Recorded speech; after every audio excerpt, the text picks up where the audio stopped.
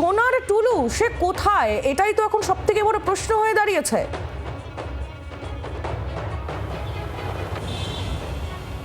দেখো একেবারে তাই, সোনার টুলু কোথায় সে প্রশ্ন তো একেবারেই সামনে, এবং টুলুকে গ্রেপ্তার করাটাও এই মুহূর্তে পুলিশের কাছে একটা বড় চ্যালেঞ্জ হয়ে দাঁড়িয়েছে। তার কারণ এইভাবে সোনা উদ্ধার, তার বিরুদ্ধে একাধিক ওঠা অভিযোগ, তার বাড়িতে তল্লাশি, সেখান থেকেও বিভিন্ন নথি উদ্ধার। কালকেও তুমি দেখেছো, গতকালকেও ফাইল পাচার করতে গিয়ে সেই ফাইলও পুলিশের হাতে আটক হয়। ফলে সব একের পর এক ঘটনা ঘটার পর টুলু মণ্ডলকে গ্রেপ্তার করাটা অত্যন্ত একটা প্রয়োজনীয় বিষয় হয়ে দাঁড়িয়েছে, এটা বলার অপেক্ষা রাখে না। আর সে কারণেই পুলিশের তরফ থেকে কিন্তু তার বিরুদ্ধে যে গ্রেপ্তারি পরোয়ানা জারির জন্য আদালতে আবেদন করা হয়েছিল সেটিও মঞ্জুর করা হয়েছে। কিন্তু তিনি কোথায়, এই প্রশ্নটা সবচেয়ে বড়। কারণ গতকালকে কিন্তু আদালতে পুলিশ যেটা দাবি করেছে যে 23 তারিখের মুভমেন্টের পর, অর্থাৎ 23শে মে মুভমেন্টের পর থেকে যেটা দেখা যাচ্ছে যে টুলু মণ্ডল বিদেশে রয়েছেন, অর্থাৎ তিনি বিদেশে পালিয়ে গেছেন, এমনটাই কিন্তু এই মুহূর্তে পুলিশ সন্দেহ করছে। ফলে সেখানে দাঁড়িয়ে 23 তারিখে বিদেশে পালালে তারপরে তাকে কি আর গ্রেপ্তার করা সম্ভব হবে, এটা একটা বড় প্রশ্ন। এর পাশাপাশি আর একটা কয়েকটা জিনিসও কিন্তু এই মুহূর্তে মাথায় চলছে বা পুলিশের তরফে তদন্ত চলছে, যে যদি টুলু মণ্ডল তিনি বিদেশে চলে যেয়ে থাকেন তাহলে তার পরিবারের সদস্যরা কোথায় রয়েছেন। কারণ তার পরিবারের সদস্যরা তো তুমি দেখেছো যে তার সঙ্গে থাকতেন, ফলে তারা কোথায় রয়েছেন এখন তারা এই দেশেই রয়েছেন না তারাও টুলু মণ্ডলের সাথে বাইরে রয়েছেন।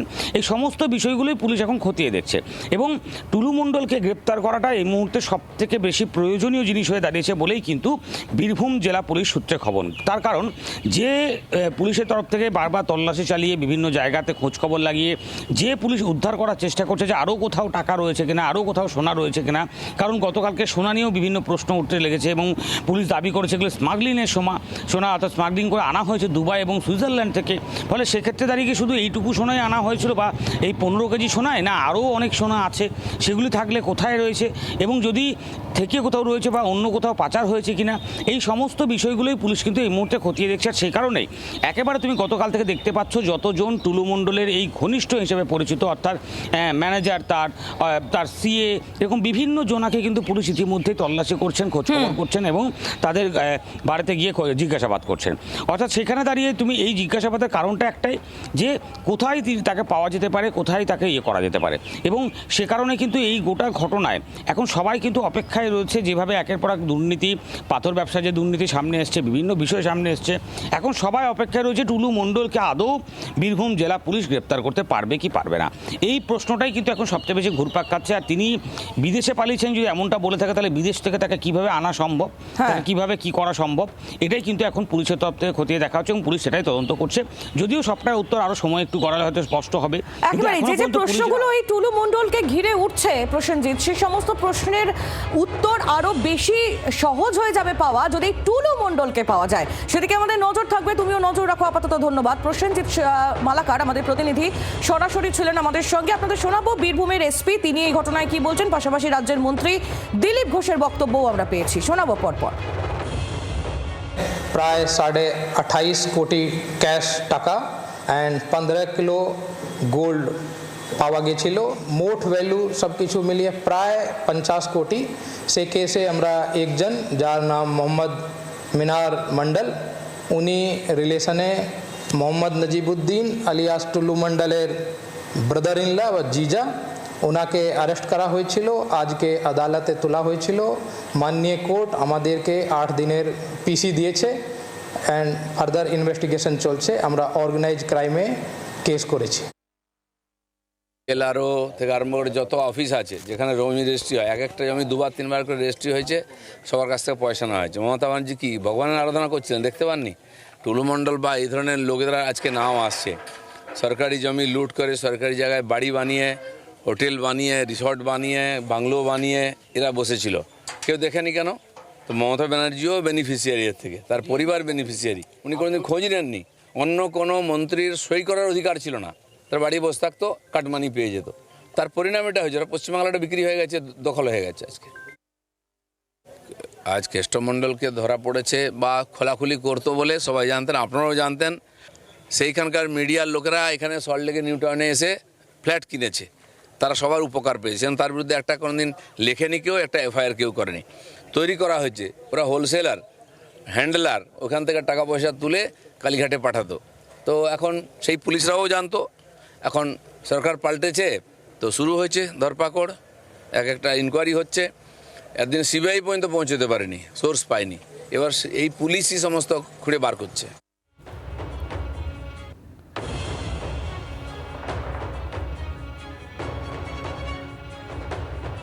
এই টুলু মণ্ডল ঘনিষ্ঠ মিনার মণ্ডলের বাড়ি থেকে কোটি কোটি টাকা এবং সোনা উদ্ধার হওয়ার পর একের পর এক কানেকশন সামনে আসছে।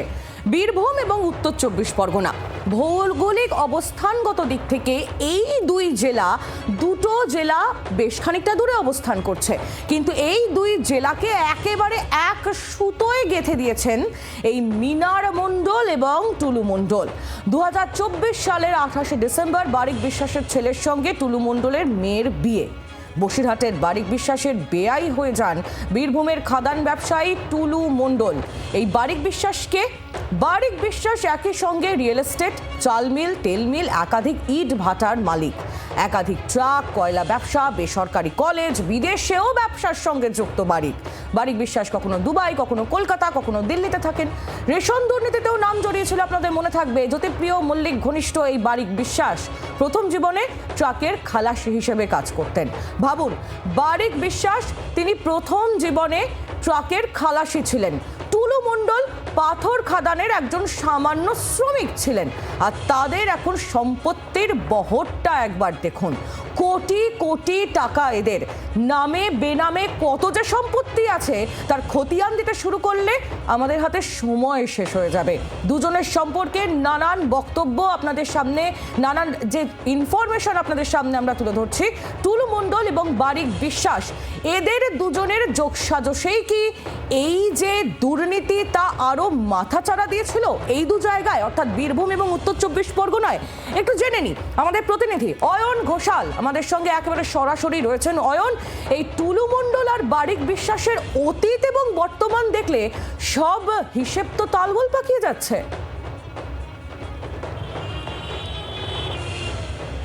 দুজনের কেরিয়ার অনেকটা একই ধাঁচে শুরু হয়েছিল। আমরা এই মুহূর্তে যে প্রাসাদোপম বাড়ির সামনে দাঁড়িয়ে রয়েছি, যার ভেতরে একটা 1200 বর্গফুটের বড় লন আছে, আমরা সেই লনের ছবিও দেখাবো।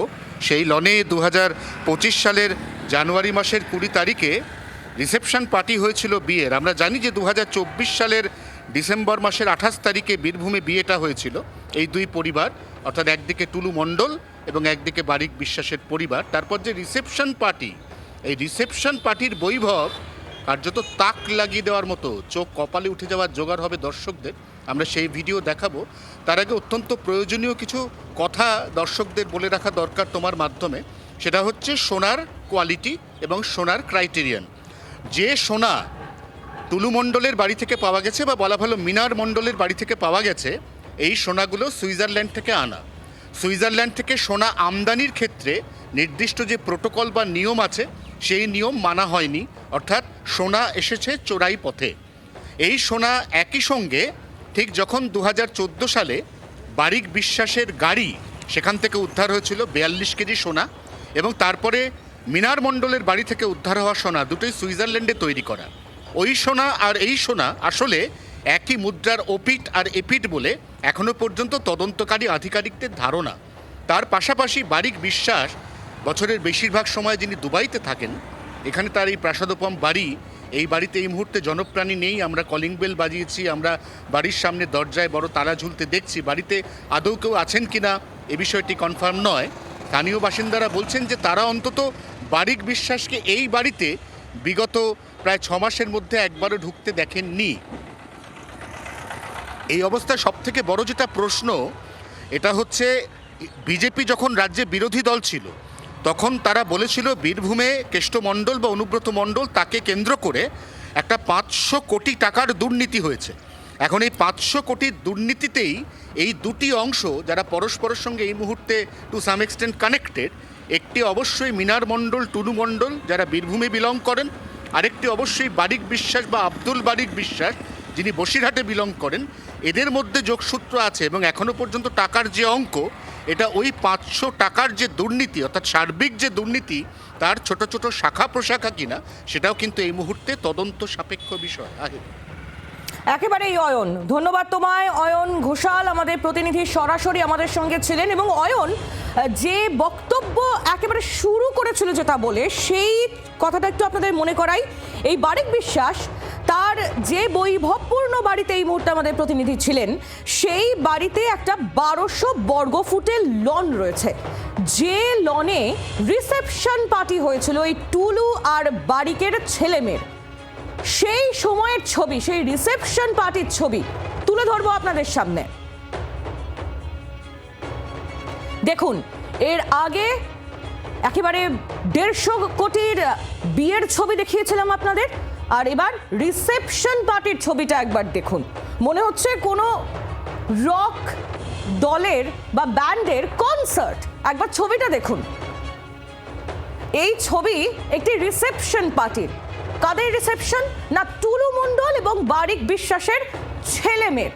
টুলু মণ্ডল এবং বারিক বিশ্বাসের অতীত আপনাদের সামনে তুলে ধরছিলাম, তাদের বর্তমান আপনাদের সামনে তুলে ধরছিলাম, এবং সেটার প্রমাণ সাপেক্ষে এই বিয়ে আর রিসেপশনের ছবিও আপনাদের সামনে তুলে ধরছি। একবার দেখুন, এই আতশবাজির রোশনাই কোনো সাধারণ মানুষ, আমার আপনার মতো সাধারণ মানুষ কল্পনা করতে পারে? যে টাকা এনারা শুধু বাজিতে খরচ করেছেন, সেটা হয়তো আমাদের মতো সাধারণ মানুষের গোটা বিয়ের বাজেট।